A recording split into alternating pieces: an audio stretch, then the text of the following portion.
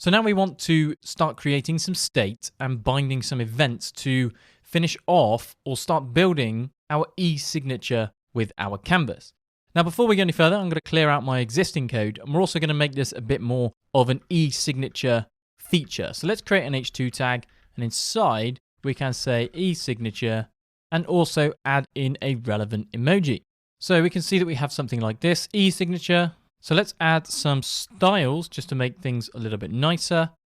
Now for the h2, all I'm going to do is just bump up our font size and then save things out. So now that we've kind of got our feature for our e-signature, this is quite a common thing that you might see on the web when perhaps signing financial documents.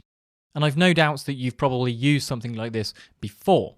So with this in mind, let's jump down into our init function, and we're going to start binding events to our canvas.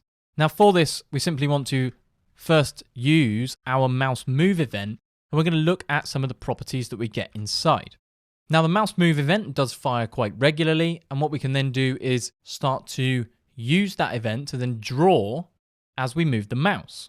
So if we log out our event object, we can save things out, we can then start moving, and we have all of these events firing at once. And you can see that there are in fact quite a lot of events occurring.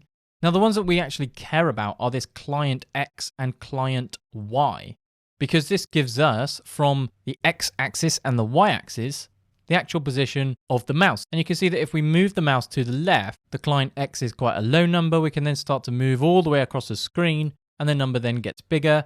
We can then go up further to the top, and a client Y then decreases or increases further down. So we know that these coordinates are X and Y. They come from the top left, which means that we can then, in the next couple of videos, detect where our canvas element is, and then subtract the position to get the real mouse position where we in fact want to draw. So instead of using our event object, I'm going to ask for the client X and the client Y properties.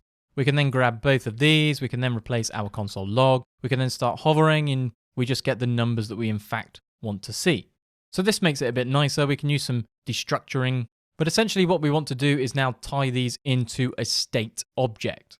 So what we're going to do is use the let statement because I want to reassign its value. So anytime that we update our mouse coordinates, we're then going to update this state object, and we're then going to use the state object to then render to the canvas.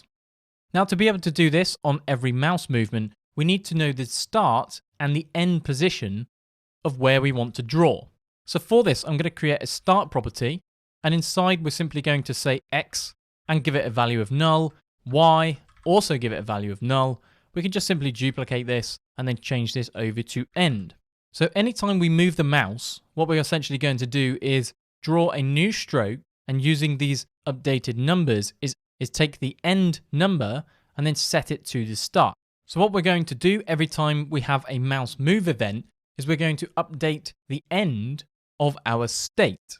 This will then give us a nice start position that we can then begin to draw our line from. So if we jump back into our mouse move, what we essentially want to do is override our state property every single time our mouse event occurs. So if we spread in a new state, this is following a nice immutable pattern. We just want to override this end with our new coordinates. So to set the X, what we're going to use is the client X position, and the Y, we can then use the client Y position. If we then go and log out our state object, we can then start hovering in our canvas, and we should start to see some slightly different numbers occurring. Now at the moment we do not have a start, so it's probably a good time to introduce this.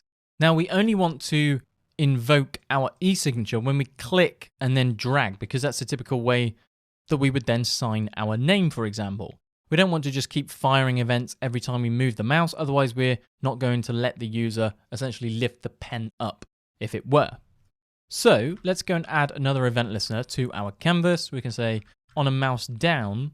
As soon as we have that mouse down event, we are again going to take the client X, the client Y position, and then we're going to set that as the initial state variable.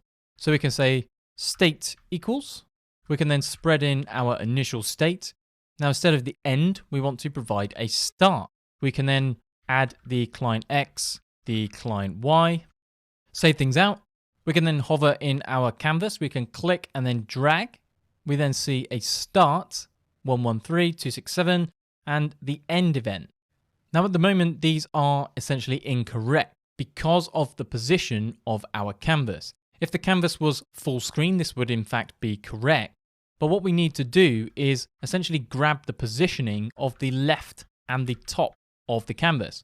So if you want to go ahead and say, give me the bounding client rectangle, and this is a way that we can get the coordinates of the top and the left from our canvas element. Now, what we'll do is take a look at these before we go any further. We'll add this just above our event listener so we can see it. It's not going to change the position of our canvas. You can see that we are 38 pixels from the x-axis and 227.5 pixels from the y-axis, which means that if we then subtract both of these, we get an exact position of where we should be with regards to our canvas. So we can then save this out. We can go back into our canvas. Now, if we go to the top left, we should end up with a number like so. So we have the end position of 1 and 3.5. Now we don't have a start because I haven't clicked. If we were to click the start up here, we should then also see a small number such as 6 and 5.5. If we then go over here and click, we should then see a large number for that particular click event.